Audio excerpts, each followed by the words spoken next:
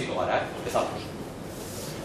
Badau jende egitzi gaur, baina, bueno, prinsipioz, gaurko asmoa da, bueno, jakingo duzuenez, Zorrotza Info gara proiektu komunikatibo bat, momentuz gure informazio guztia badaukazue blog baten, zorrotza.info, eta niz behin kantolatzen ditugu, eztabaidak, hitzaldiak edo antzeko zerbait. Eta zontan daukagu elkartzen eta txagaleko kide pare bat, pixkat krisialdiari buruz hitz egiteko, zenbotako erantzuna behar den, separra bada Euskal Herri mailan, auzoan, guzti horretaz hitz egiteko, baina para da ordu bete.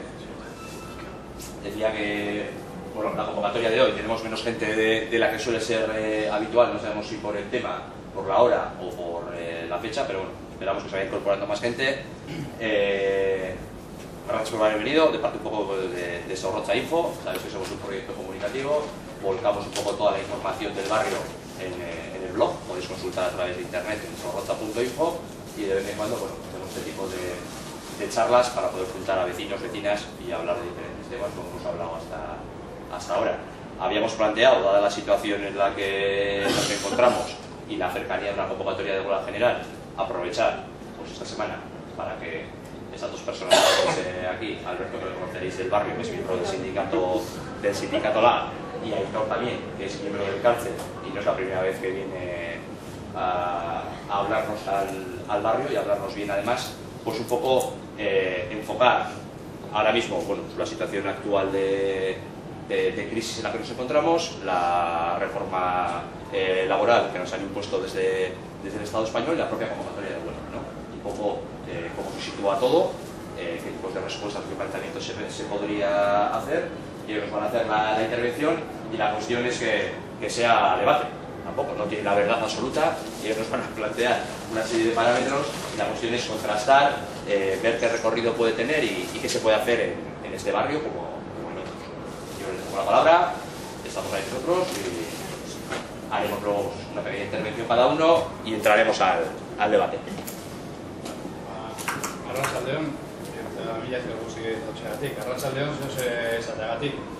Y digo lo de por decir, porque con la que está cayendo ahí fuera. Un poquitín más alto, por favor. Sí. Porque con la que está cayendo ahí fuera y los problemas que nos estamos encontrando en las empresas a través de la reforma laboral, la última reforma laboral que ha hecho el Estado español a través del nuevo gobierno del Partido Popular, en la cual lo que hace es fijar el techo o los pisos más altos a las bases puestas por el Partido Socialista Español, que lo que hizo fue poner las bases para una reforma que es la que siempre ha querido el capital y en la que no se nos debe de olvidar aquel famoso referéndum a nivel europeo que en un montón de países fue echado atrás, en lo que la directiva Bolkestein lo que buscaba sobre todo son los parámetros pues, que a día de hoy se están marcando y se vienen a reflejar tanto en la reforma laboral como en todo lo que día a día nos cuentan en los telediarios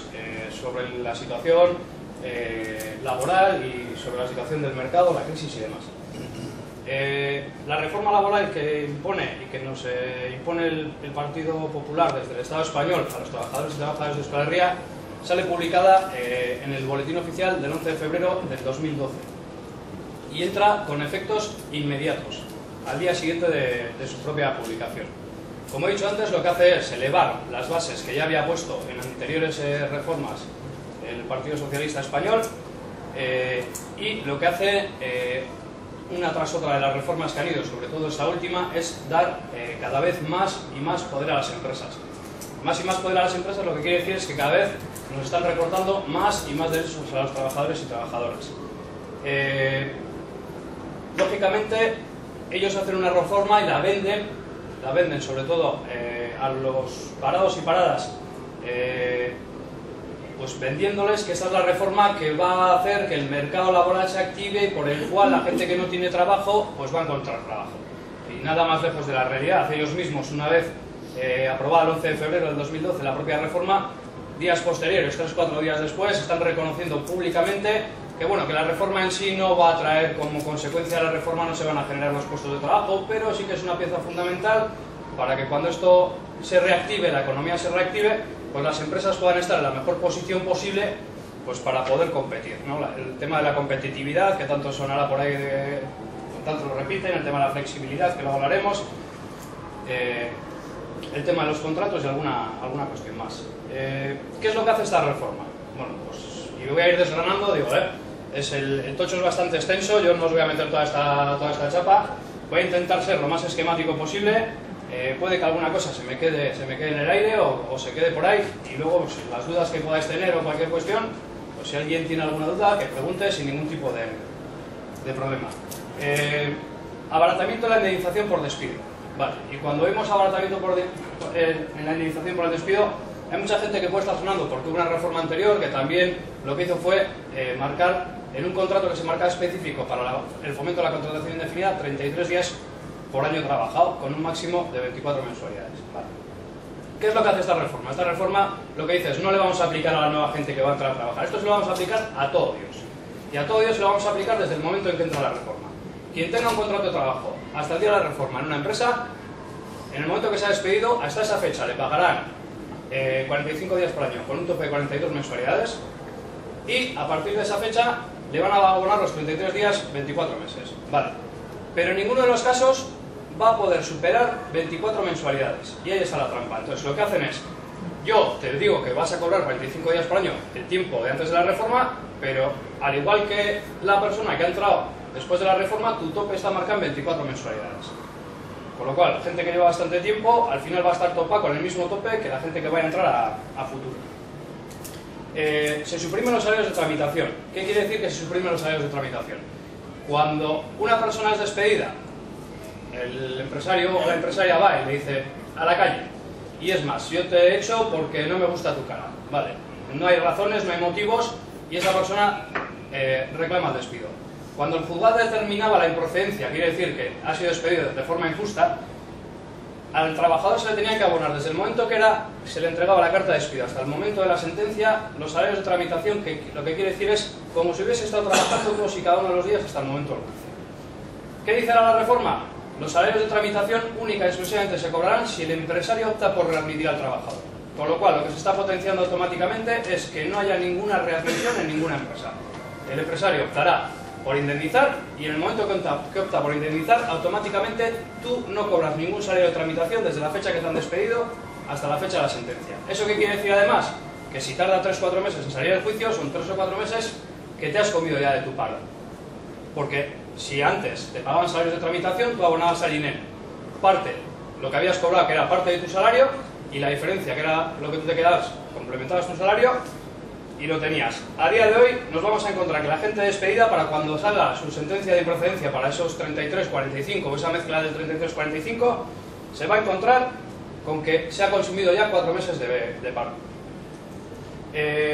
Se habla del despido express. ¿Qué era el despido express? El despido express antes era si la empresa reconocía improcedencia en 48 horas o en 5 días y consignaba la cantidad en el juzgado, no generaba salarios de tramitación. Pero como he dicho ahora, si se determina una improcedencia, no va a haber salarios de tramitación si el empresario no readmite a ese trabajador.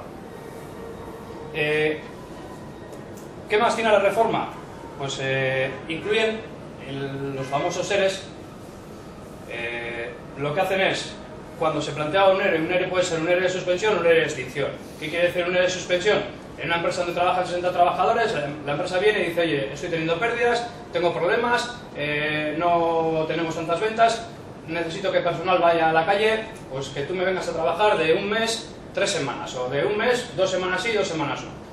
Las 2 semanas que no trabajas lo cobras del desempleo, y las 2 semanas que trabajas te abona la empresa. Vale, para eso la administración se abría un proceso de 30 días de negociación entre empresa, comité de empresa y la propia administración. Los sindicatos teníamos la oportunidad de desgranar, si era por cuestiones económicas, ver si realmente había esos motivos para llevar a cabo ese expediente de regulación de empleo. Y ahora lo que vienen a hacer es, la administración es una simple marioneta que lo único que hay que hacerle es comentarle y decirle que yo presento un ERE, y automáticamente eso pasa a la inspección de trabajo, que levantará un informe que no vincula a ninguna parte, pero automáticamente los trabajadores están despedidos, están en la calle. Y la reclamación que tienen que efectuar, la tienen que efectuar al juzgado. O sea, es lo mismo que te despidan de forma individual que de forma colectiva. Ahora, de forma colectiva, despiden a 40 o 50 a la vez, pero el funcionamiento va a ser que hay que ir al juzgado y ese informe que hacíamos y que la autoridad laboral tenía que dar validez o no a ese ERE, ahora mismo va a tener que ser un juez y lógicamente todo eso lo están haciendo para que las administraciones, que eran quienes tenían la responsabilidad de dar la cara y decir a esta empresa que tiene unos beneficios multimillonarios, yo le apruebo un expediente de regulación de empleo por causas económicas. Entonces, eso a día de hoy se quitan ese marrón de encima y se lo pasan a los juzgados. Acortan todos los plazos donde tenían que estar 30 días negociando, lo que hacen es 15 días, que total, me da igual que negocies porque ya estás despedido. Acortan los plazos y, como he dicho antes, los trabajadores y trabajadoras tienen que ir directamente al juzgado a reclamar ese despido. Con los ERES que hacen, amplían los ERES a la administración pública. Y aquí hay una gran trampa y aquí va a haber que tener, vamos a tener que tener muchísimo cuidado. ¿Qué es lo que plantean? Aquellas administraciones públicas que en un periodo de 3 trimestres, o sea, durante 9 meses, tengan un desfase en sus cuentas, o sea, que tengan menos ingresos de los que preveían, y la trampa está, yo hago unos presupuestos un poco exagerados, resulta que a mitad de año, casi finales, llegado septiembre, Jayas de Zorroza, resulta que empiezo a tener no tantos ingresos como yo consideraba y automáticamente pueden meter un ERE y mandar a la gente a la calle. ¿Qué es todo esto? La pista de aterrizaje que están preparando para los recortes que van a llegar en sanidad, en educación y en todos y cada uno de los ayuntamientos, en el tema de los servicios sociales. O sea, están preparando una pista de aterrizaje para ir desembarcando en todos los recortes de los servicios públicos que nos van a traer. Despido por absentismo. Antes se podía despedir por absentismo, pero había dos cuestiones. Una era el absentismo que podía tener el propio trabajador y otra, se tenía que dar otra condición, que era que el centro de trabajo, la plantilla del centro de trabajo donde trabajabas tenía que tener un 5% de absentismo. ¿Qué es lo que dicen ahora? Bien, si tú en un periodo de 2 meses estás el 20% de absentismo de forma ininterrumpida, diferentes bajas, despido objetivo 20 días, con un tope de mensualidades a la calle. Si esto lo traducimos a números, es en 2 meses. Si yo necesito coger 8 días de baja, esto es como te pilles 3 gripes mal pilladas, te vas a la calle y, como muestra y ejemplo, no sé si habréis oído estos días, en Güeñes, en la empresa Conecta, que es una contrata que tiene Iberdrola, han despedido a 11 trabajadoras por este tema de absentismo y a 7 trabajadoras les han planteado un desplazamiento o una movilidad geográfica a Barcelona. ¿Qué es lo que quiero decir con esto? Que la patronal, los empresarios, el capital ya está poniendo en marcha toda la maquinaria que el gobierno español a nosotros, trabajadores y trabajadoras de Euskal Herria, nos ha impuesto y a las empresas les ha regalado. ¿Qué trae más esta reforma? Contratación más precaria. Y voy desgranando un poco los contratos más significativos o más precarios que se han incluido. El más llamativo es el contrato que llaman contrato de trabajo indefinido apoyo a emprendedores. ¿Qué es apoyo a emprendedores? Todas aquellas empresas de menos de 50 trabajadores, y lo voy a explicar gráficamente. Ahora Aitor y yo nos decidimos que vamos a ser pequeños emprendedores y cogemos el que era el bar Bernaola ahí enfrente. Bien, como Aitor y yo somos unos grandes emprendedores y el gobierno español lo que hace es facilitar la precariedad, automáticamente contratamos a un trabajador o a una trabajadora, el cual le vamos a poder poner un periodo de prueba de 1 año. Esto es, si a los 359 días que está trabajando, vamos donde ese señor o esa señora y le decimos, oye, mira, que tú no has superado el periodo de prueba, pones las cañas muy bien, está muy rico el café, pero que carril. Se va a la calle con una mano delante y otra detrás. No tiene ningún tipo de indemnización. ¿Qué es lo que hacen? Y esto sumado a luego algo que explicaré. Como los salarios que van a plantear o que van a llegar van a ser cada vez más bajos, cada vez peor y cada vez vamos a tener menos poder adquisitivo, lo que plantean es, bueno, para ayudar también a los emprendedores y que los emprendedores le tengan que pagar algo menos a ese trabajador o trabajadora, el trabajador voluntariamente, y digo voluntariamente entre comillas porque ya sabemos cómo funcionan los voluntarismos en este país, voluntariamente el trabajador puede solicitar el 25% del paro que le quede por cobrar, de tal forma que se complementa a su salario, que va a ser un salario de mierda, y con ese complemento, pues este hombre o esta mujer que contratemos se va a pensar que tiene un salario mejor de lo que realmente va a ser. Luego generan otro contrato precario, que se le llama, que es el contrato para la formación, que ya existía, pero que lo que hacen es empeorarlo más todavía. Un contrato de formación que puede ser aplicado a gente que tenga hasta 30 años. Y lo que dicen es, hasta que el nivel de desempleo en el Estado español no baje del 15%, lo que vamos a hacer, antes se podía hacer hasta gente de 35, ahora hasta 30. Bueno, ya veremos si se reduce del 15%, ya veremos si realmente lo bajarán del 30%, que todo apunta que lo van a mantener sí o sí. Y luego, la duración máxima la amplían de 2 años a 3 años. ¿Cuál es la historia y la trampa en toda esta historia? Que antes hacían un contrato de formación, tú entrabas en una empresa, te formaban, hacías el periodo máximo de ese contrato de formación y ya está, no te podían volver a hacer el contrato de formación o lo que fuera. Ahora se inventan otra cosa, que es, yo te puedo hacer un contrato de formación dentro de la misma empresa, pero vinculado a una actividad o ocupación concreta. Con lo cual, yo te contrato para la máquina aquella, te hago un contrato de formación y cuando se te acaba te hago un contrato para la formación para la otra máquina o el otro pabellón que tengo en el otro lado y te sigo haciendo contratos y contratos de formación hasta que tengas 30 años. ¿Qué es lo que hace el contrato de formación? El primer año tiene un 75% destinado a trabajo, 25% destinado a formación. El segundo y el tercer año, 85% destinado a trabajo, 15% a formación. Pero claro, si yo te destino a formación, lo que voy a hacer es remunerarte por el trabajo que has hecho, con lo cual yo te voy a pagar el 75% o el 85% de lo que marque el convenio colectivo, que luego hablamos cuáles son los problemas que vienen con los convenios colectivos, y vamos a retomar de base para que veamos la cruda realidad que el 75% del salario mínimo interprofesional serían unos 481 euros el primer año a cobrar y el segundo y el tercer año 513 euros. Eso es lo que traen con el contrato de formación. ¿Qué es lo que hacen además? Pues como no están contentos con que quedan muchas cosas por privatizar, lo que van a hacer es darle más competencias a las ETTs a la hora de que hagan de empresas de colocación. Entonces, lo que tendría que estar haciendo un servicio público de empleo, pues lo van a hacer que a través de las ETTs, las empresas, pues busquen su servicio de colocación. Luego habla también de los encadenamientos de los contratos temporales, que el Partido Socialista Español lo que hizo fue marcar un tope y que estos pues recuperan, porque luego el Partido Socialista lo quitó porque nos estaba encontrando que mucha gente llegaba a ese tope, lo que hacían era darle puerta y ponerle patitas en la calle, y ante esa situación lo quitó. Estos lo que hacen es lo van a volver a activar el 1 de enero del 2013 y eso es lo que dicen, que ya veremos también si lo activan o no lo activan. Otra cuestión que posibilitan es la gente que tenía un contrato a tiempo parcial, o sea que trabajaba 35 horas, podía trabajar 20 a la semana o 25, estaba prohibido que con ese contrato pudiera realizar horas extras. Bueno, pues a partir de ahora, quien tenga ese tipo de contrato, no hace falta que le hagan un contrato ya 35 horas, tú vienes 20 y automáticamente yo te exijo que metas horas extras y me llegas hasta las 35, las 40 o las que sean necesarias.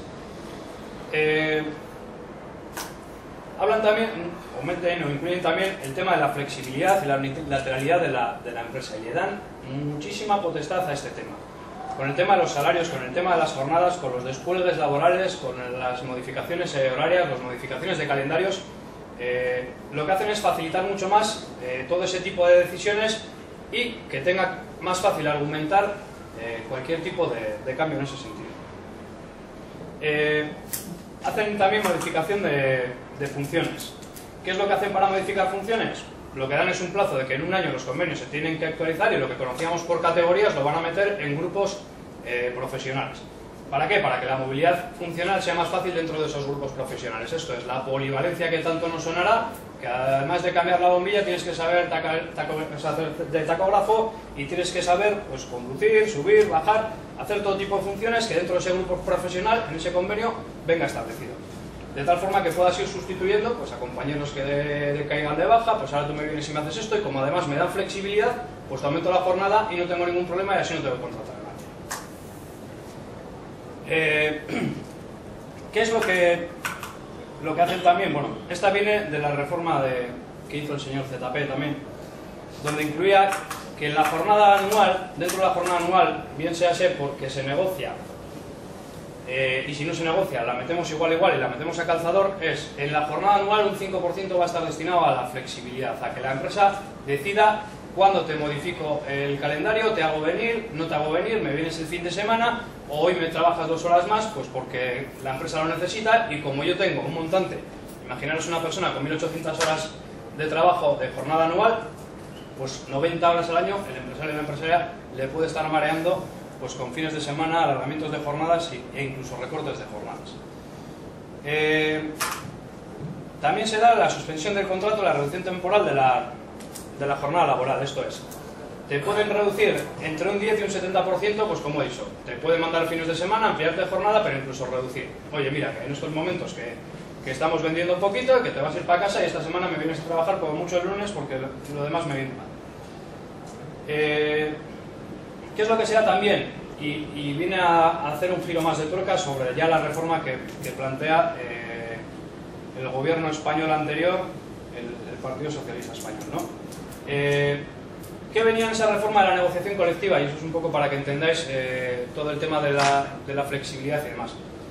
Lo que vienen a hacer en esa reforma de negociación colectiva es, no sé si a alguno le sonará, el tema de los convenios provinciales. ¿Qué son los convenios provinciales? Pues el convenio del metal de Guipúzcoa, el convenio del metal de Vizcaya, el convenio de hostelería de Vizcaya, el convenio de transporte de mercancías de Guipúzcoa. O sea, dentro de Euskal Herria, en cada uno de los herrialdes, tenemos convenios, no en todos los sectores, pero sí en gran parte de ellos, en los cuales las condiciones laborales que existen a día de hoy no tienen nada que ver con las que puede haber en el resto del Estado español.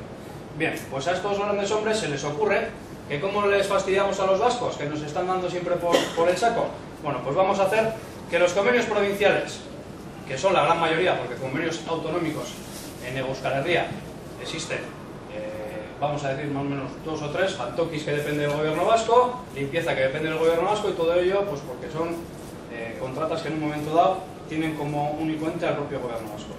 Los demás son convenios provinciales. Bien, lo que hace es se los borra del mapa directamente, le quita todo tipo de competencias. Y lo que dice es, la gran potestad la tiene el convenio estatal y el convenio de empresa. Y es más, los convenios de empresa lo que hacían hasta el día de hoy era mejorar lo que venía en el convenio sectorial o incluso en un convenio estatal. Tú negociabas un convenio de la empresa y no podía contravenir la norma del convenio estatal o del convenio de Rialde. ¿Qué es lo que dice ahora? Que la norma superior aquí es el convenio de empresa, y que si el convenio de empresa empeora cualquier tipo de condiciones que haya sido negociada en cualquier ámbito, no pasa nada. ¿Qué es lo que facilita además? La inaplicación del convenio aplicable, como digo. Yo me puedo coger en un momento dado y a mí resulta que me toca hostelería.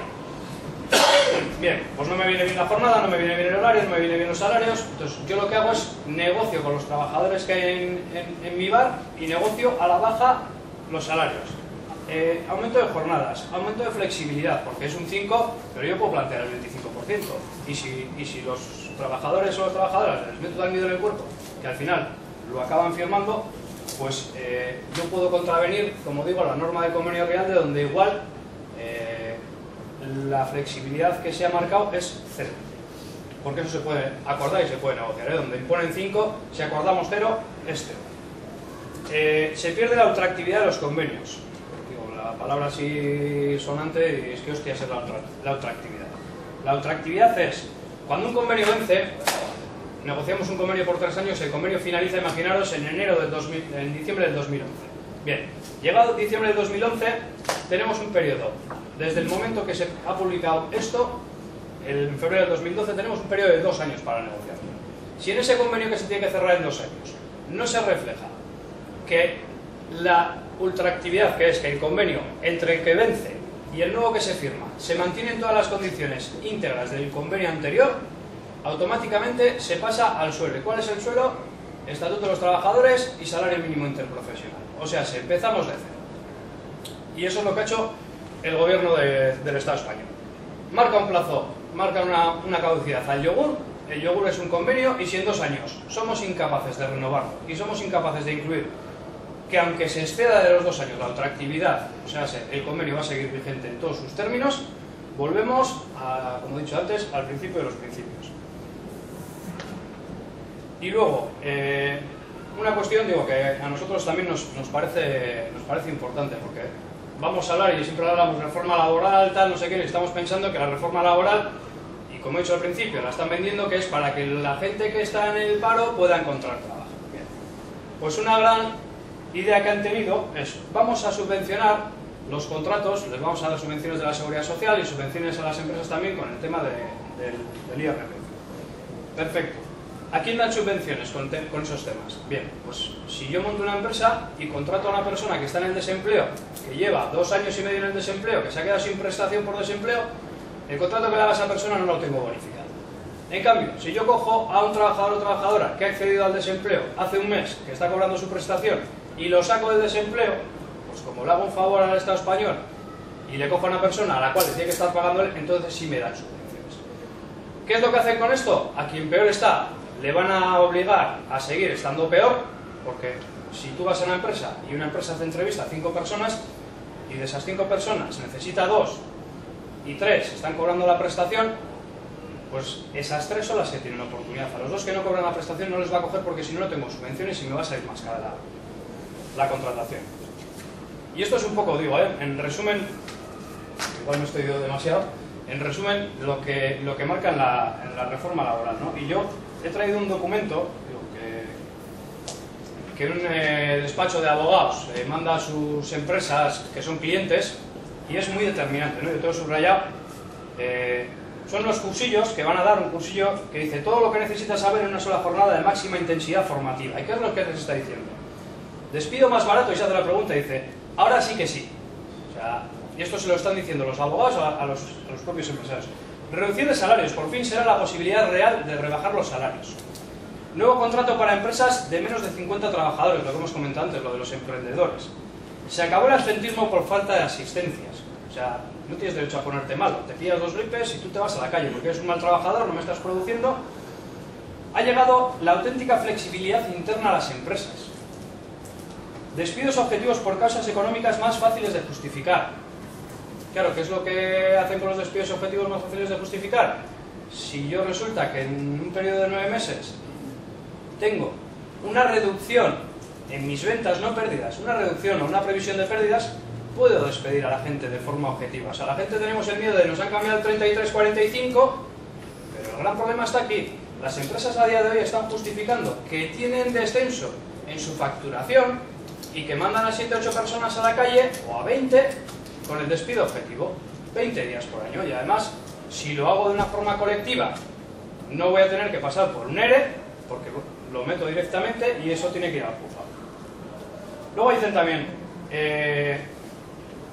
y explica, para los despidos colectivos, basta con la decisión del empresario. Claro que decía antes. Antes, ¿quién decía? Era la administración. Ahora no, ahora decide el empresario. Y luego, si quieres, te vas al juzgado, reclamas, le dices a la inspección de trabajo lo que quieras, que ya decidirá un juez. Y todo eso para quitarse las administraciones la responsabilidad que tienen en todo este tema.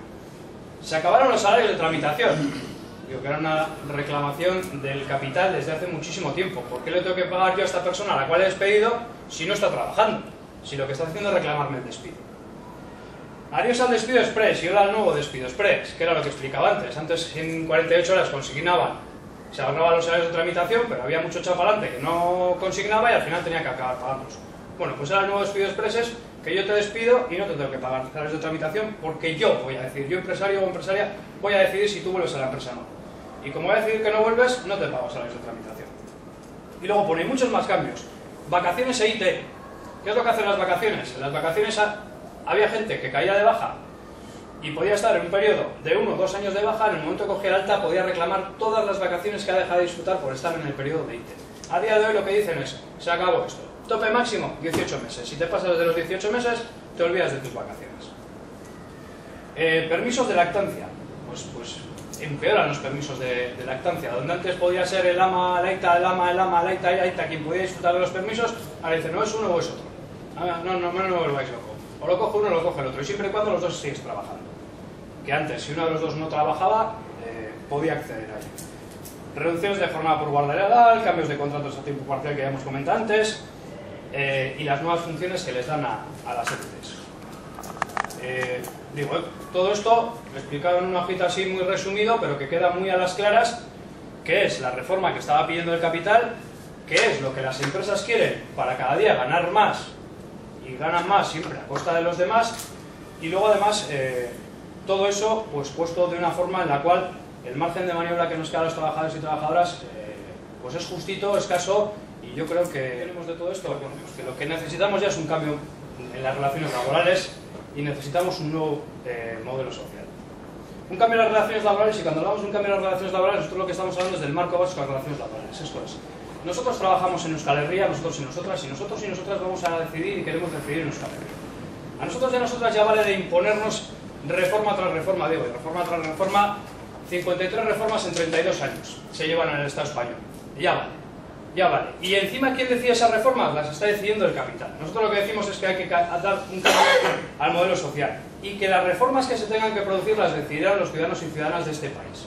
Y cuando digo de este país, está bajo nuestro punto de vista, y lo que aboga es por una Euskal Herria independiente, por un derecho de autodeterminación que nos haga decidir si este pueblo quiere ser independiente o no, y además en esa autodeterminación y en esa decisión como pueblo hablamos de todas estas cuestiones. Hablamos de que los ciudadanos y ciudadanas somos los que tenemos que decidir qué relaciones laborales queremos, cómo las queremos, y no que hagamos un país al servicio de las empresas y del capital. Nosotros decimos, necesitamos un sindicalismo abertzale más fuerte, pero a la vez que decimos esto, nosotros reivindicamos que necesitamos unos pueblos y barrios mucho más fuertes y más organizados. Digo, con la que nos está cayendo encima, o nos ponemos en marcha o automáticamente nos van a aplastar. Y que nadie se piense que esto ha acabado aquí. O sea, van a seguir y van a seguir y van a seguir. Entonces, o nos empezamos a organizar y salimos a la calle, o lo tenemos difícil. Nosotros para ello hemos convocado huelga el 29 de marzo. ¿Cuál es el objetivo principal que LAB busca en esa huelga el 29 de marzo? Que Euskal Herria se paralice ese día. Bien, ese es el objetivo principal, y que se paralice. Pero es el objetivo principal ese día.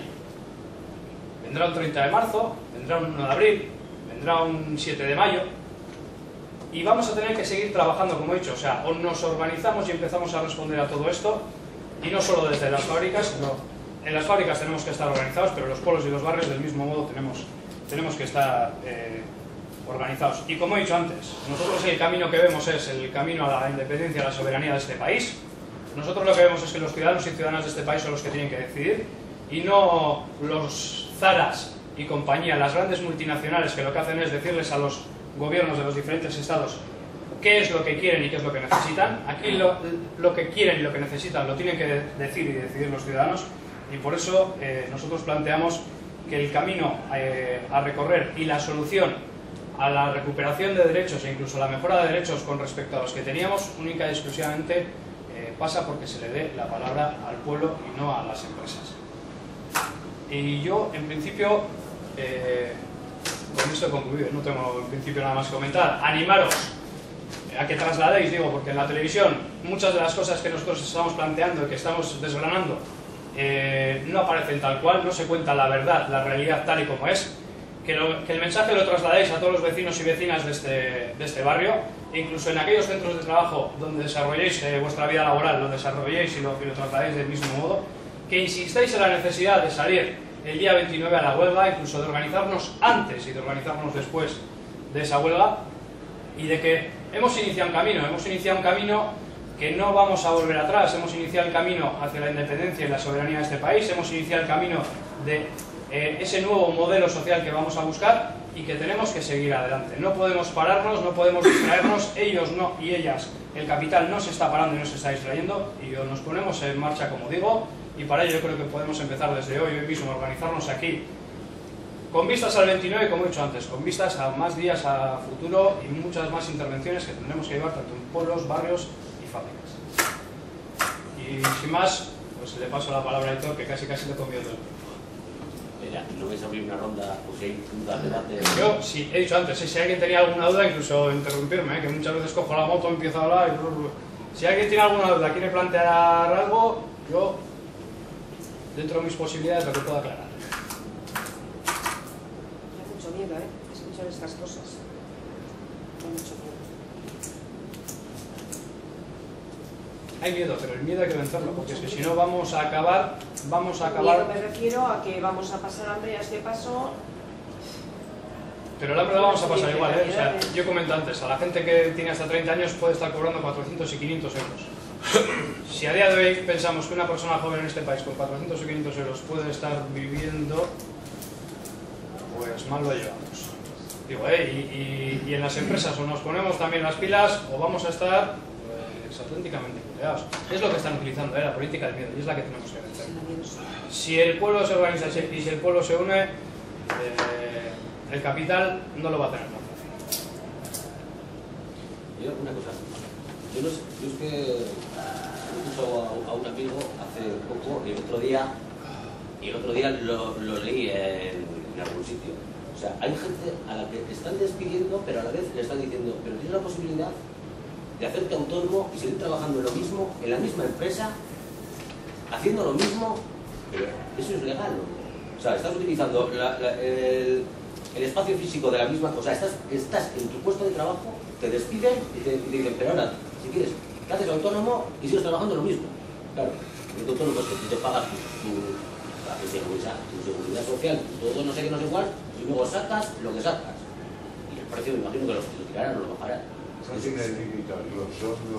¿Qué quiere decir que eso es totalmente legal? Sí, me imagino, sí, vamos, pero... No es una cuestión nueva, O sea, los autónomos en este país y la utilización de los falsos autónomos lleva desde hace muchísimo tiempo, y eso al final seguramente sería un falso autónomo. En una empresa donde pueda haber 16 trabajadores, y ahora mismo en la zona de Erandio tenemos un caso concreto, una cristalería en la que trabajan 16 trabajadores, el empresario ha decidido que le sobran 10 trabajadores, dentro de los cuales incluso dice que le sobra el delegado de edad, y lo que plantea, y lo dice bien claramente, es: yo lo que voy a hacer es, voy a echar a toda esta gente, y lo que voy a hacer es contratar el trabajo autónomo. Pues habrá gente que de esos 10 que le pueda dar la posibilidad, o incluso no, y lo que va a hacer es hacer contrataciones a través de autónomos. Una empresa que además son 3 hermanos, y lo que han hecho es se han constituido en una empresa patrimonial, han unificado todos los bienes que tienen de tal forma que tú no le puedas luego embargar ningún tipo de bien, y desde esa empresa patrimonial que constituyen con 3 millones de euros, estamos hablando de que en una empresa de 16 sobran 10 y constituyen una empresa con 3 millones de euros, y lo que están diciendo es que lo van a hacer con autónomos. Claro, ¿qué es lo que tiene el autónomo? Tú dices, ¿no? No tengo gastos sociales, no tengo que pagar la seguridad social, si cae de baja va a venir hasta con la cabeza bajo el brazo, si tiene que trabajar 25 horas al día, me las va a trabajar aunque el día tenga 24. O sea, al final no tiene una regulación, el autónomo no tiene una regulación, no tiene un convenio que cumplir. Pues para la empresa al final es como incluso cuando las administraciones públicas decidieron subcontratar. Yo me quito el marrón de encima y que lo gestionen otros. Pues yo me quito el marrón de tener conflictividad con trabajadores y trabajadoras y subcontrato a través de autónomos. Bueno, es que yo te voy a decir, en la empresa... Legal sí, otra cosa sí lo debemos de permitir. 20 años se hizo la reconversión y los choferes y un montón de gente pasaron a ser autónomos y no querían ir a la calle. Y estoy hablando de hace 20 años. Sí, por eso digo que el tema de los autónomos no es una cuestión... Es otro giro de tuerca más y es otra cuestión más que lógicamente va a aparecer en las empresas, pero precisamente es para todo eso. Y lo está planteando cuando le anda casi carta blanca para... Una, descolgarse de los convenios, aplicar menos, pagar menos salarios, meterte más horas, o sea... Pero claro, todo eso le puede generar una conflictividad. Entonces me voy por la calle en medio. Estoy hablando, por ejemplo, de Tecuni. O sea, lo tenemos aquí, esa empresa. Y la han planteado, o sea, se lo han planteado a la gente. Es una empresa que además trabaja para muchos ayuntamientos. No, Tecuni no. Megul. Megul, perdón. La devolución. Esa. Mira, a mí sabéis lo que realmente me preocupa de todo esto. Yo sé, a ver, tengo asumido que el pueblo si se une, o sea, consigue lo que quiere. Pero mira, toda esta gentuza son de todo menos tontos. O sea, les puedes poner todos los adjetivos que quieras, menos tonto. Y saben dónde está la división. Los jubilados dicen, va, yo como ya estoy jubilado, a mí que me las den todas. El que tiene currelo dice, mira, a mí que me sigan pagando y ya está. Etcétera, etcétera, etcétera. Y yo a eso le tengo miedo. Y no hay más. Y ellos saben con lo que juegan. Lo que pasa es que el que tiene currelo a día de hoy no tiene claro que lo vaya a tener mañana. No, pero eso el que no tiene currelo hoy Nadie le asegura que va a tener currículum mañana. Pero Digo, eso que lo sabemos. 4. Por eso lo que La he dicho gente es... no ve más allá de sus narices. Por eso lo que he dicho es, digo, yo he venido con una persona que también vivía en este barrio, que ahora vive en otro pueblo, está comentándole un poco todo lo que venía de la reforma laboral, y me ha dicho, dice, el otro día en la tienda donde trabajamos ha venido una persona pues, que es cliente, nos ha explicado un poco, pues porque también está dentro del mundo sindical, y es lo que me decía, es que en la televisión no estamos escuchando todo esto. Entonces, claro, ellos venden lo que venden, y nuestro trabajo tiene que ser concienciar al personal de lo que realmente viene y por dónde tenemos que buscar la solución. Digo, nosotros en ese sentido lo tenemos bien claro, o sea, la solución va a venir porque al pueblo se le dé la palabra y porque este pueblo pueda decidir. Lo que no pueden estar decidiendo son las grandes empresas en qué tipo de mercado laboral queremos. Porque aquí lo que se está haciendo es, las empresas cada vez tienen los bolsillos más llenos y la gente de a pie cada día tenemos los bolsillos más vacíos y con más agujeros. A mí lo que me parece que lo más preocupante es las ausencias. Vamos a ver, o es que los que faltan ya se saben todo lo de la reforma laboral, o es que pasa. Porque mira la media y tú me contarás. O sea, entonces, lo que dice del capital es que son listos porque está, y la culpa, para mí, es de los sindicatos, que han desmovilizado al pueblo, al trabajador. Eso de que me dices de los convenios, ¿cuántos convenios se ajustan? ¿Cuántos convenios? Se hace, o sea, tú firmas un convenio y se cumple. ¿Cuántos convenios se cumplen? ¿Cuántos convenios se cumplen? De gremios, de empresas. Hay la hostia que, bueno, eso en mi época había la hostia, que no se cumplía. Y no lo denunciaban ni los trabajadores. Allí creo que tenéis una persona que está trabajando en Metro Bilbao, No, yo no he dicho que no le cumplen el convenio y creo que llevan en conflicto cerca de año y medio. Pero por eso, eso no quiere decir que sean todas, joder. Pero lógicamente, si tomamos conciencia de cuál es la problemática y ante un incumplimiento del convenio, ante cualquier tipo de incumplimiento, pero ya no solo en las empresas, lo que he dicho antes, en los pueblos y en los barrios tenemos que estar también concienciados. Si eso sabemos llevarlo adelante, yo entiendo lo que puedas decir y puedo compartir contigo que parte del sindicalismo ha hecho un sindicalismo que no hay que hacer. Bien. Pero a todo eso hay que darle. Pero no tires tampoco las piedras, ¿eh? Yo no tiro las piedras y no escondo la mano. Yo tiro la piedra y dejo la mano aquí que se vea bien claro. Que también somos culpables nosotros. Yo iría más a lo que estás diciendo ahora. Somos culpables nosotros. Yo no voy a decir que los sindicatos tienen culpa. Yo creo que aquí la culpa nos la repartimos todos. Y creo que la obligación de toda persona trabajadora es afiliarse a un sindicato para cambiar al sindicato. Si encuentra que tiene debilidades el sindicato como estructura. Yo hace poco he venido pues mira, he tenido la suerte de estar en Francia y allí no oigo, y por lo menos de lo que hemos hablado y hemos comentado, que la población normalmente cuando la clase trabajadora entra en huelga, y ahí hacen unas huelgas que te duran 2 semanas en el transporte público, y la población tiene la seguridad de que esa lucha vale para algo. Y en cambio, yo por ejemplo igual, cuando estamos igual aquí, sí que oigo mucho, no, la culpa la tienen los sindicatos, no, es que no hacen lo que tienen que hacer. Bueno, vale, mira, yo creo que podrían hacer más, mucho más, y luego hay que ver cuál es el comportamiento de todos nosotros como personas a la hora de presionar. Tú has dicho que aquí falta gente. Creo que tenemos que ir a por esa gente, a menear a esa gente. Y como se ha dicho ahí al fondo, sí que es cierto que esto funciona mucho con el miedo. Se nos está llevando a unos niveles de dramatismo en el que, en la medida en el que yo estoy un poco mejor que este, yo libero y tú fuera. Esto nos va a pasar el 29, cuando haya un montón de personas que están trabajando que digan, uff, yo no puedo salir a la huelga. Y esa gente va a necesitar el apoyo y el arrope de toda la gente. ¿Por qué? Porque mira, ya lo siento.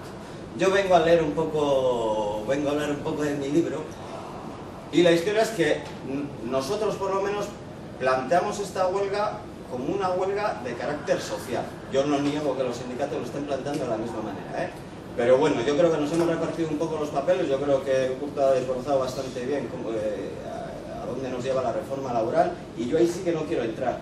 Pero yo sí que quiero entrar en cómo podemos hacer posible que todo el mundo se sienta partícipe de esta huelga, en el sentido en el que entre todas las personas que estamos aquí vamos a tener que parar nuestra reforma. Porque esta reforma es un apéndice más de todo un montón de cosas que nos han traído a la situación actual, ¿eh?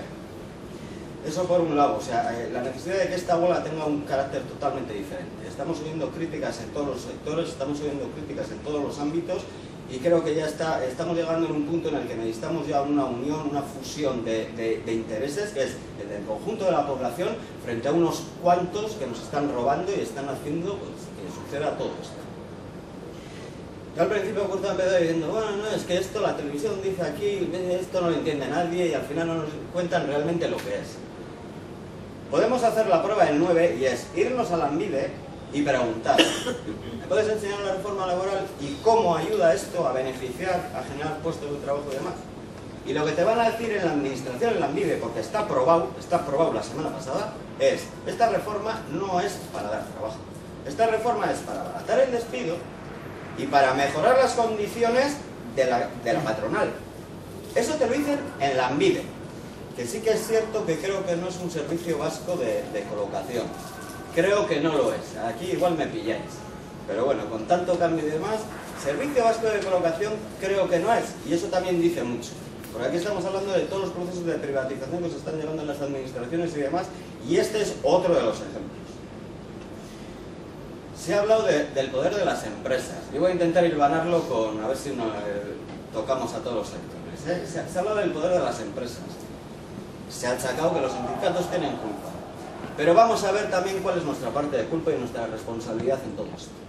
Hemos llegado a unos niveles de dejación que ni siquiera somos capaces de administrar nuestro propio portal. Nos han llevado a ese esquema de desarrollo. Aquí viene una gestoría, y como están haciendo unas leyes tan complejas para que nadie las entienda, y podemos hablar con cualquiera de las dos vecinos que seguro que va a tener más datos que yo, todas las leyes horizontales que se hacen, que si ascensores por un lado, que si la tejabana por el otro, que si se te cae una cornisa y tú eres subsidiario residente de... Han complejizado tanto las leyes para que no las podemos ni siquiera conocer, y tenemos que recurrir a aquellos que hacen negocio de esto. Porque la gestoría lo único que nos hace es quitar dinero. ¿Por qué? Porque es que, mira, no queremos ser administradores. ¿Por qué? Porque eso trae problemas. Lo mismo de estar organizado en un sindicato, lo mismo de estar dando charlas, lo mismo de estar en una asociación de vecinos y demás. Trae problemas. ¿Por qué hay problemas? Y a los problemas hay que mirarlos de frente y arreglarlos. Y si no, es esconder esconder la cabeza, esconder los problemas, y lo único, beneficiar a la ideología dominante, que es la que nos está comiendo. Hoy aquí está faltando gente porque igual se cree que esta reforma laboral es única y exclusiva, o sea, que esta huelga general es única y exclusivamente un llamado de los sindicatos para la reforma y para asegurarse su comida y sus historias. No, esto tiene que ser una huelga en el que se diga, vale ya. ¿Por qué? Porque por lo menos la lectura que nosotros hacemos es, aquí lo que realmente está en peligro es la democracia. La democracia, y que, bueno, evidentemente el concepto de democracia puede ser muy amplio y demás, pero la democracia en el sentido de el pueblo es el que tiene que decidir. Y aquí ha habido un golpe de estado financiero brutal, que nos lo han casi retransmitido por la televisión, con 5 reuniones de todo el gran lobby financiero mundial, con todo el lobby político mundial, con Merkel y demás en la cabeza, diciéndonos lo que hay que hacer, quitando y poniendo presidentes por encima de la voluntad popular de cualquiera. Aquí, bueno, en el Estado español ha pasado exactamente lo mismo. El problema es que ha habido una serie de intereses para que esto no estalle, para que esto no quede tan claro, y lo están haciendo todo por tapadillo. Todas las medidas que nos están metiendo ahora, posiblemente después de las elecciones de Andalucía, esto va a ser mucho más brutal. Porque lo único que están haciendo ahora es intentar coger un poco de cacho político para seguir gestionando. Y luego nos va a venir realmente unas buenas hostias. El IVA, dicen que no lo van a subir, pero después de estas elecciones lo van a subir. Van a seguir haciendo más reformas laborales, van a seguir recortando y van a hacer absolutamente todo porque se les está dando un cheque en blanco. Con una desmovilización por el miedo, evidentemente, porque yo mañana tengo que comer. y tengo hijos, o tengo responsabilidades, no sé qué, y juegan con eso. Pero algunos tenemos también que ayudar a esa gente y decirle, no, tú si tienes que estar ahí, estate, que vamos a cerrar nosotros este puesto de trabajo, esta empresa o lo que sea. Tú con nosotros y nosotros contigo. Los intereses son los mismos. Lo que pasa es que nos han metido en la mollera que, no, mira, este se busca sus castañas, el otro... Y al final lo único que están haciendo es dividiéndonos entre nosotros. Y creo que con eso hay que romper.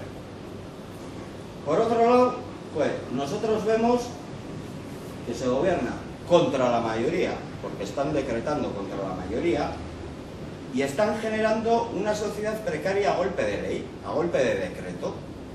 Sociedad precaria, ¿qué quiere decir? Que no solo existe precariedad laboral, existe precariedad en todas nuestras condiciones vitales. A día de hoy, aquella persona que no tenga un puesto de trabajo no tiene derecho a tener unos ingresos mínimos dignos. Podemos hablar de cómo están las pensiones, que a todo esto se han congelado este año, al igual que el salario mínimo interprofesional. Eso no lo dicen, se ha congelado. Que mientras sube la luz, el agua, el teléfono, las basuras, los ayuntamientos, como no tienen dinero, ¿qué tienen que hacer? Vamos a subir las basuras. Se podía plantear, y tenemos alternativa, y ahora no hemos venido a hablar de eso, que igual hay que recoger la basura menos veces al día. O si no, podemos hacer un ejercicio de reflexión y acordarnos cómo tirábamos la basura hace 20 años. Y hace 20 años posiblemente tirábamos la basura una vez a la semana. Y ahora la tiramos todos los días. Generamos mucha más basura de lo que generábamos antes. ¿Por qué? Porque consumimos mucho más y de una manera mucho más compulsiva.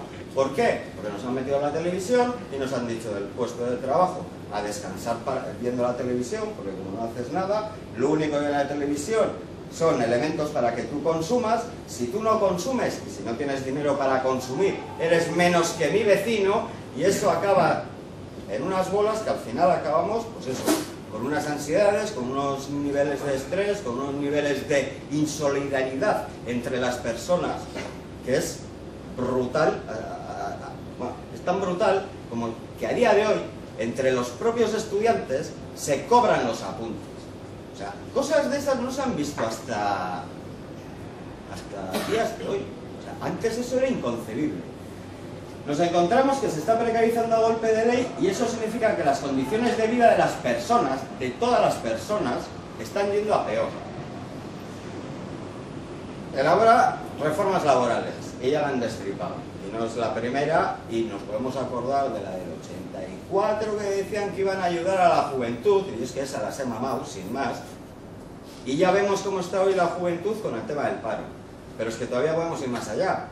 Se ha mentado Bolonia, o bueno, se ha mentado cómo se está induciendo al estudiantazgo precisamente no a estudiar para aprender, o a adquirir unos conocimientos, o a tener un poco de crítica de lo que pasa. ¿Qué va? Se está adoctrinando a la juventud para que el día que tengas que ser trabajador estés a expensas de la patronal, sin que te menees, sin que te protestes, con unos niveles de inseguridad brutales para llegar a fin de mes, y eso lo único que hace es reforzar tu insolidaridad, culpar al extranjero, culpar a la persona que menos derechos tiene y que en situaciones más agobiantes se sitúa. Pero es que además de todo, de esta elaboración de reformas laborales, de derechos humanos, nos encontramos que además se hace toda una política de impuestos y de ingresos totalmente regresiva. ¿Qué significa esto? Yo creo que lo mejor es hablar como comemos, pero bueno, creo que aquí casi todo el mundo administra una casa y sabe perfectamente cómo funciona cualquier presupuesto.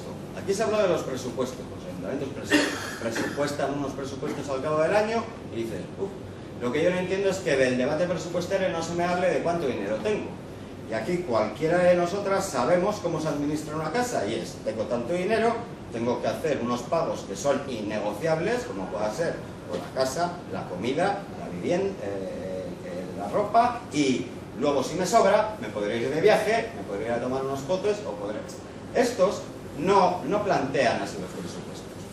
Plantean, bueno, vamos a ver cómo sacamos a mis amigos el menos dinero posible, y de mientras vamos a explotar un poco al conjunto de la población. ¿Cómo hacen eso?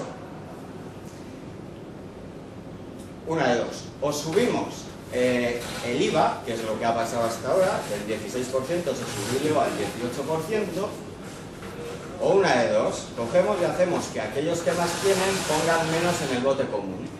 Esto es, si yo que tengo mucho dinero soy un empresario y al final acabo por toda una serie de ayudas ilegales a poner menos al bote común, el ejemplo, el impuesto de sociedades ha bajado, el impuesto a las rentas más altas están bajando, la tramitación de bienes patrimoniales baja, impuesto de actividades económicas eliminado del ayuntamiento. Si de todo ese dinero se podría recaudar, no se recoge, para tener el mismo montante tengo que sacaros más a vosotros. El IVA. Como el IVA lo pagamos todos absolutamente igual, seamos trabajadores, estemos en paro, o yo sea el administrador del banco BBVA, lo pagamos exactamente igual. Es así, cuando la carga impositiva cae más sobre nosotras que sobre los grupos que tienen realmente el dinero y la gestión. Nos encontramos con todo el problema de la privatización de los bienes públicos, los servicios sociales. Estamos dando cuenta que cada vez se está privatizando todo. Cuando se hablaba antes, se me ha escapado, cuando se hablaba antes del tema de cómo se van generando los autónomos, realmente eso lo que es externalizar gastos. Lo que yo hago es, mira, todo lo que te vas a comer tú pagando todo del bolsillo es lo que yo me estoy ahorrando. Eso también se está haciendo en los autobuses públicos. Yo cojo y digo, mira, como empresa privada que gestiona una estructura pública y de servicio público, cojo y digo, bueno, todos estos gastos me los quito de encima. Yo lo único que cojo son los beneficios. Eso es lo que están haciendo realmente. O sea que o no nos damos cuenta o no nos queremos enterar. ¿Para qué? Para que no me generen problemas. Sin más. Nos encontramos con una política a favor de las clases altas, ya lo hemos comentado. Se beneficia a los que más dinero tienen y en cambio a los que menos. ¿Cómo podemos comprobar esto? No tributan exactamente igual 10.000 euros vengan de donde vengan. Si esos 10.000 euros vienen de las rentas de trabajo, las rentas salariales, resulta que tú tienes que empezar a tributar, esto es el IRPF, eso la gente que hace el IRPF lo conoce. También es cierto que te dicen, no todo el mundo tiene obligatoriedad de hacer el IRPF y no sabéis con la cantidad de dinero que se están quedando que nos tienen que devolver, pero como no tienes obligación, tú por si acaso no pidas. Eso es como en cualquier gran superficie cuando te tienen que adeber un céntimo de euro y mira, no tengo sueltos ya, mi céntimo, y los de toda la gente de esta cola al final acaban haciendo 1 euro. Así es como se hace negocio aquí, robando, sin más, porque trabajando no se hace dinero, uno no se hace rico trabajando. O sea, eso creo que lo tenemos que tener claro. Si esos mismos 10.000 euros, en vez de venir de las rentas de trabajo, te tributan al 23%, serían 2.300 euros. 10.000, yo tengo que darle a Hacienda esto. Si ese mismo dinero, si esos 10.000 euros yo los recojo por alquileres que estoy haciendo a gente, resulta que no tributa igual. O sea, resulta que esta persona que tiene viviendas y las está alquilando, el mismo montante de dinero, la estructura financiera que se ha montado beneficia a esta persona. Por lo tanto, ya no hay igualdad, no hay equidad. Si sería por alquileres, esta persona estaría tributando el 18% y nosotros el 23%, el 18%, pero encima no de los 10.000, sino del 80% de esos 10.000 euros. Y lo mejor y más bonito de todo es que todos los pelotazos urbanísticos y demás, por ejemplo, lo que se va a hacer en la playa de Vías en Abando, con el tren de alta velocidad, es todos los pelotazos urbanísticos que hay ahí, esos y todos los que vemos por aquí, sin ir más lejos, resulta que tributan el 18%, o sea, 1.800 euros. O sea que cualquiera de nosotras que estamos aquí, que nos levantamos, pues bueno, no sé qué hora nos levantamos para ir a trabajar, pero que estamos 8 horas más o menos trabajando en nuestro puesto de trabajo. Que estamos, pues, los días menos un mes, el que pueda tener su mes de vacaciones, ya hemos visto cómo está el tema de la flexibilidad laboral y demás. Porque aquí te llaman de un día para otro para ir 2 horas a trabajar, Así se están haciendo las contrataciones. Tú, libre disponibilidad al empresario, sin más. supone que todas las personas que estamos aquí, todas las personas que tienen que cobrar una pensión, tienen que cobrar esa cantidad. Y lo que tenemos que hacer todas las personas pensionistas es coger, ir a protestar y pedir lo que nos corresponde. Bastante nos la han metido doblada a la hora de cobrar la pensión, que es otra reforma que hicieron a la ley de pensiones, que lo único que hacen es alargar el tiempo, recortar las prestaciones, sin más. Todo eso es precarización social, lo que nosotros llamamos precarización social, que no viene a ser más que las condiciones vitales del conjunto de la población vayan a peor, nada más. Nos encontramos con que se están haciendo se está obligando a la gente a coger trabajos precarios, trabajos que no están ni siquiera asegurados por una administración pública, vía ETTs y demás. Hasta donde yo llego, la administración pública no debería hacer ninguna contratación por ETT, y eso son cosas que también se han ido perdiendo en la lucha porque no le prestamos atención y no somos lo suficientemente duros a la hora de chinchar a la gente. Y nos encontramos, en definitiva, con coacción a la hora de coger una serie de empleos que a nuestro entender deberían de estar administrados, respetados y codificados bajo la administración pública. Esto es, cada vez lo que se está haciendo es precarizando más las condiciones incluso de la propia administración pública en dos líneas. Uno, en que sus propios trabajadores cada vez tienen unos salarios peores y por lo tanto van a dar un servicio peor. Y dos, en cuanto al servicio como tal. Esto con respecto a las personas consumidoras que somos nosotros. Eso es lo que trae la precarización y la privatización de los servicios públicos y sociales. En definitiva, lo que nosotros venimos a decir es: todo lo que nos está pasando está afectando al conjunto de la población. Y nosotros esto le llamamos capitalismo. Y ya lo siento que igual alguien diga, joder, pero es que esa terminología y esos elementos igual están pasados de moda y demás. Nosotros consideramos que el capitalismo lo único que está haciendo a día de hoy es explotar todavía más a pueblos, a personas y sobre todo dentro de las personas, a las mujeres, a la juventud y a las personas migrantes.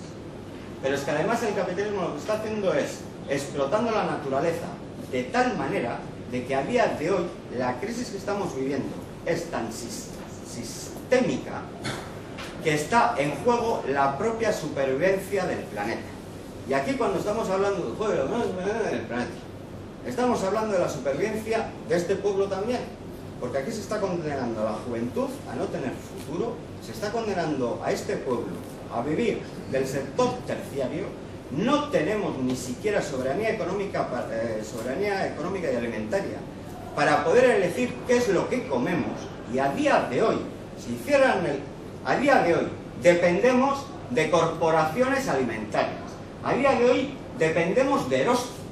Así de claro, si Eroski coge y cierra el grifo, aquí dejamos de comer una serie de cosas.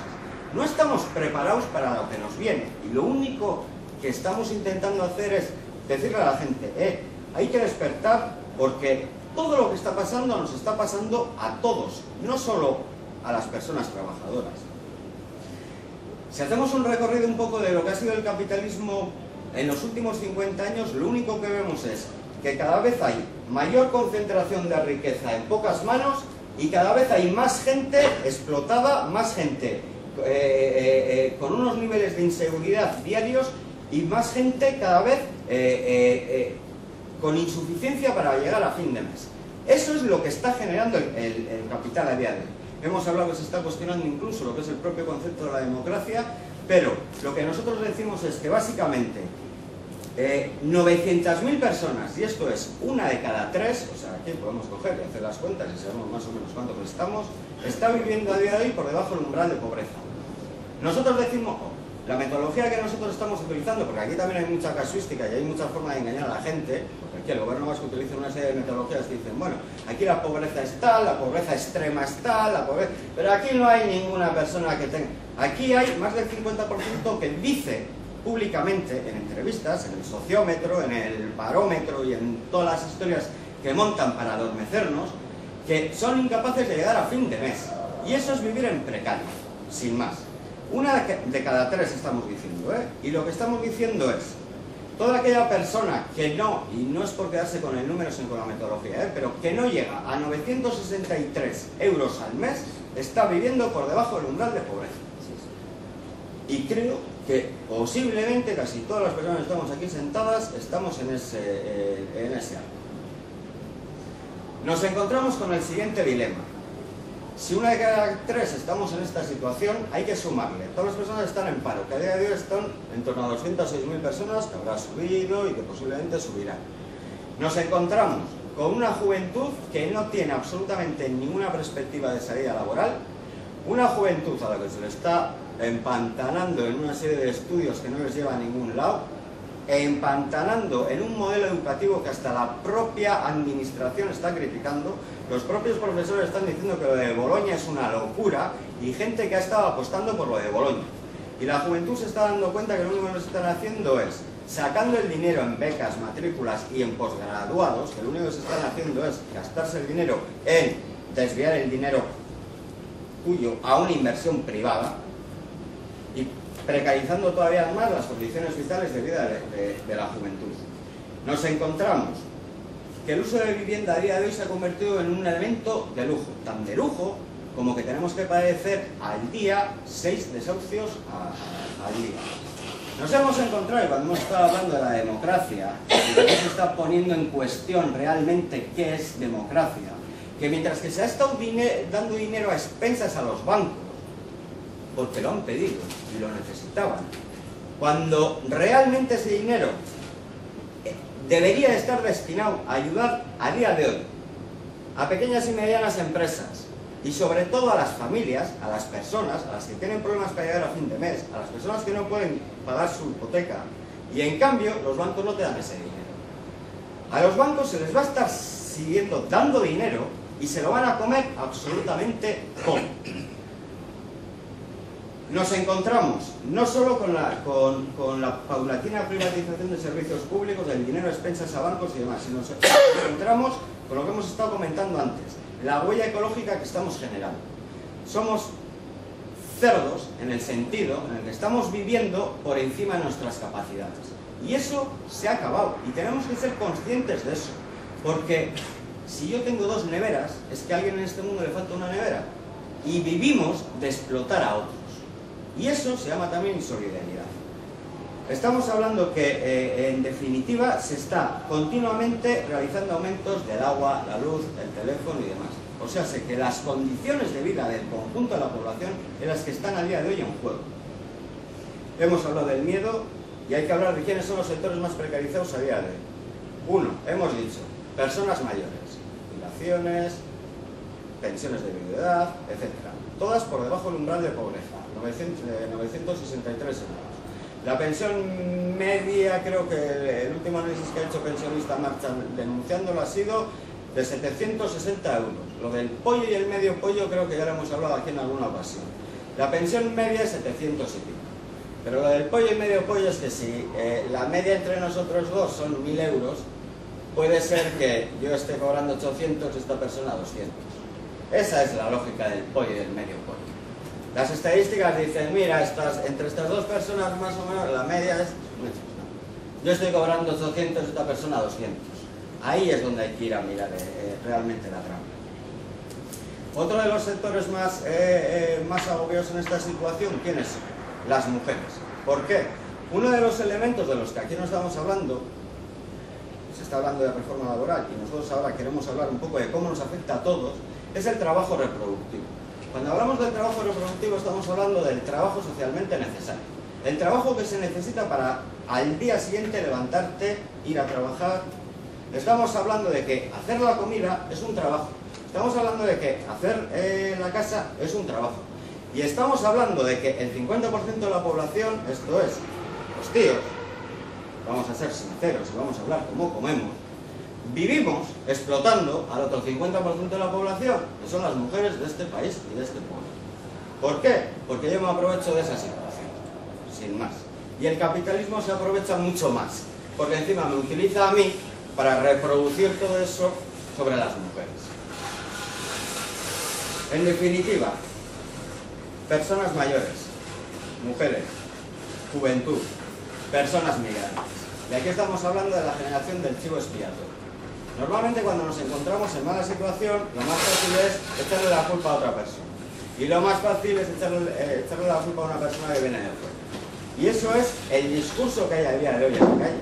Estamos hablando de racismo. Estamos hablando de que aquí se está diciendo, aquí las ayudas sociales les está cobrando. La señora Gemma Zabaleta, cuando está hablando de el fraude en las ayudas de prestaciones sociales, estamos hablando de un volumen como mucho de 600 millones. Y se olvida de los 10.000 millones, que no lo digo yo, lo dice el CES.